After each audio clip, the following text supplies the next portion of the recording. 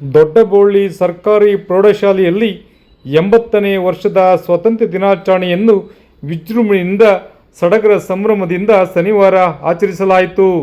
ಶಾಲೆಯ ಎಸ್ಡಿಎಂಸಿ ಅಧ್ಯಕ್ಷರಾದ ಮಲ್ಲಿಕಾರ್ಜುನ ಧ್ವಜಾರೋಹಣ ಮಾಡಿ ವಿದ್ಯಾರ್ಥಿಗಳಿಗೆ ದೇಶಭಕ್ತಿ ಗುಣವನ್ನು ರೂಢಿಸಿಕೊಳ್ಳುವಂತೆ ಕರೆ ನೀಡಿದರು.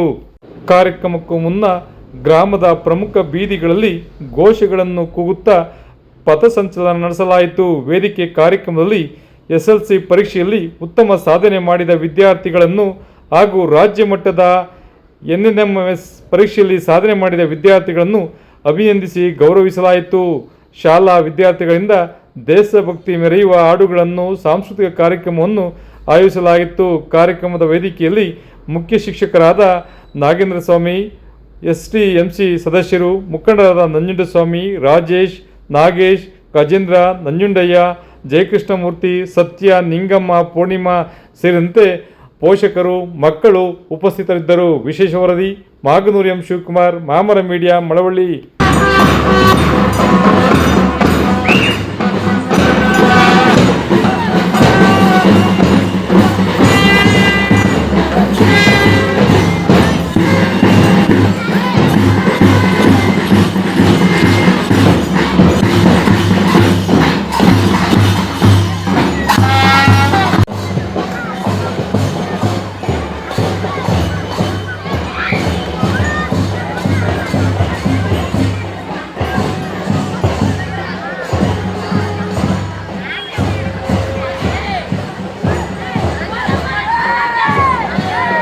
ನೇರ, ದಿಟ್ಟ, ನಿರಂತರ ಸುದ್ದಿಗಳಿಗಾಗಿ ಮಾಮರ ನ್ಯೂಸ್ ವೀಕ್ಷಿಸಿ.